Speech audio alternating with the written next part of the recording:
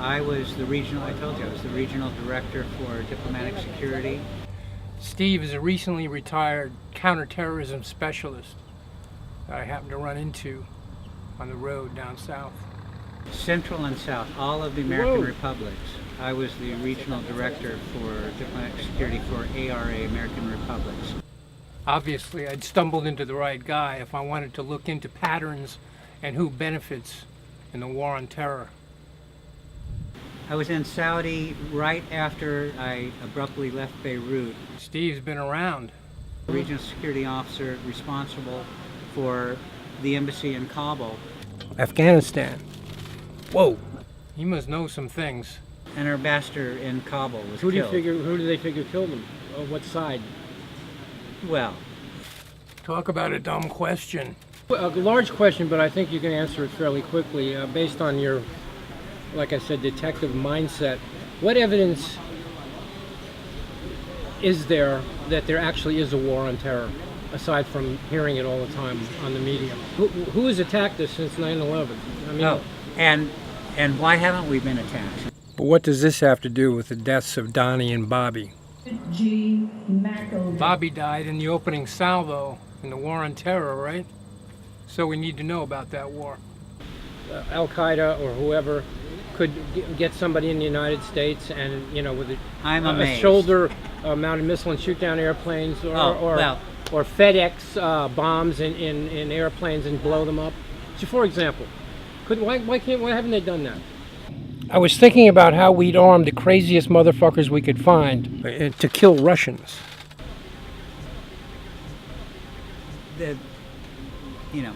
It was obvious that my counterterrorism specialist had not considered that question.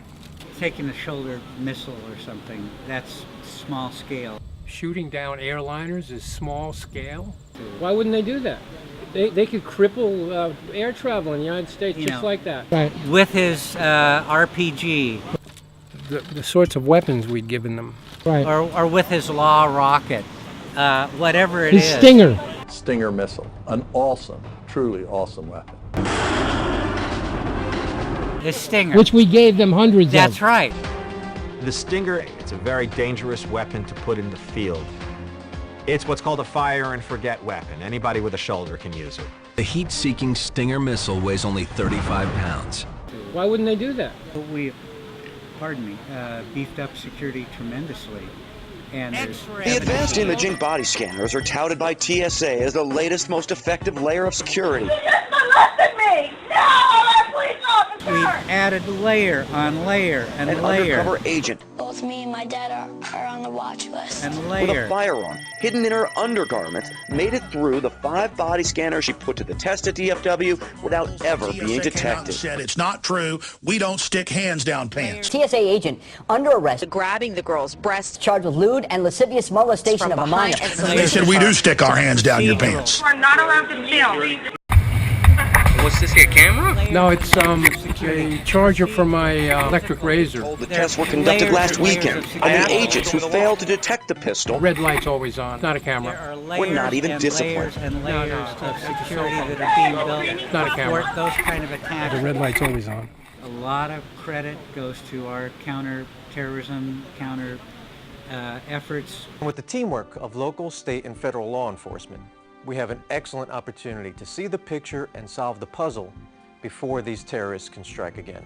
A Homeland Security training film. See way down there? There's a woman taking photos of the dam. Someone called 911 and reported a suspicious person. Yep, she looks like Al Qaeda to me. If I could ask you to wait right here, please. Shit, he turned his back on her. What is he, nuts? Of course, he's going to keep his eyes open for anything interesting or unusual in the car. That would include cameras, binoculars, video equipment, GPS, maybe things like sleeping bags that suggest they're living out of the car. It would be funny, except for the fact that the people that buy this stuff, that are into it, have guns and have power over us. Who was the first terrorist organization in the United States? Another training film from the Department of Homeland Security. And this one's a history lesson. Who? Founding Fathers. Founding Fathers. You mean Thomas Jefferson? Oh, yeah. You mean George Washington? Oh, yeah. The enemy is coming. Evil terrorists. There'll be 2 lamps in the steeple if they're coming by land and 1 if they're coming by sea.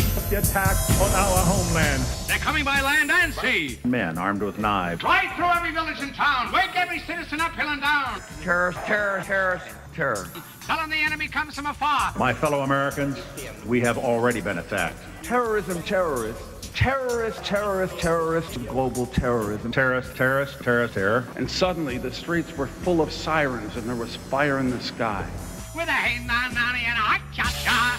What evidence there is that there actually is a war on terror apart from the United States invading other countries. Terrorists, the evil terrorists. America will never be the same. Saddam, Saddam, Saddam. Saddam, Saddam, Saddam, Saddam, Saddam, Saddam, Saddam, Saddam, Saddam, Saddam Hussein.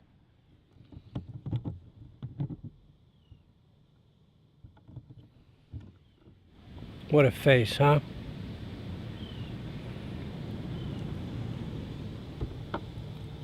Osama bin Laden declared war on America. All you need is one guy and something in a suitcase to shoot down an airliner, and that's a fact, right? Isn't that a fact? Sure. Okay. You got to get him. You got to get that guy with that equipment in the right spot. Living near an airport. All you have to do. Every time I drive by the areas where people congregate to look at the planes coming in, very, very simple thing to bring in a shoulder-fired missile into that area. The Stinger was just one example because it's so obvious. Send over 100 Unabombers, suicide bombers, whatever. Shoot down one of those aircraft. You gotta get in the country first. That's a big problem, huh? You should hear yourself. Look at the border with Mexico. All this is about is open borders. Open borders between Mexico and America. What's the first thing you do if you're attacked and are at war? You close down the borders. Are you saying it's a problem to get one guy into the country? I'm not saying it's a problem. I'm saying it's a lot more difficult than it was. It's easier than it was, in point of fact. And a guy just... Open borders without any controls, and there's no telling what could happen to this country. You spend a fortune on an alarm system for your house. And then you go on vacation, and you leave the front door wide open on purpose. By leaving the borders open, that's exactly what they did. Open borders between Mexico and America. It's as if the Japanese had attacked Pearl Harbor, then didn't do anything else. Didn't attack the Philippines, gone home, pretended they didn't do it. It's exactly like that. And a guy just showing up. We gave them Stingers, hundreds, That's maybe right. thousands of them, That's right? right. The hunt for Al-Qaeda and Taliban goes on. It's not a camera. She took the side of her hand and she stuck it in my vagina. Open borders. The Department of Homeland Security installed 9,000 screens in Walmarts with this message. Homeland Security begins with hometown security. That's why added layer on layer and more layer. safe and secure. If you see something suspicious in the parking lot or in the store, say something immediately. Report suspicious activity to your local police or sheriff. If you need help, ask a Walmart manager for assistance. 9,000 screens. She did it 4 times. Each time she jammed it up there. It's now been 10 years, a decade. 2.5 times the length of World War II. And why haven't we been attacked? Meet Aaron Russo. I was fortunate enough to win an Emmy, a Tony, and my films received 6 Academy Award nominations. I produced Trading Places, The Rose, and Wise Guys. Mr. Aaron Russo.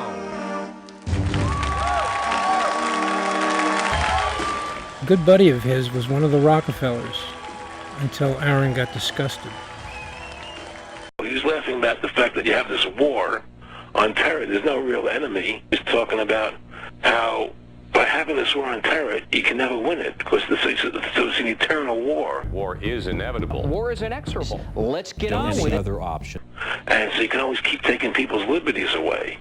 And I said, how are you going to convince people that this war is real? He said, but the media. Using weapons of mass destruction, Dirty bomb, Iraq Al-Qaeda connection, biological or they radioactive. might fight dirty. If America goes to war, turn to MSNBC. The media can convince everybody it's real. I mean, you know, it's just that you keep talking about things, you keep saying it over and over and over again, and eventually people believe it. So it goes on and on forever.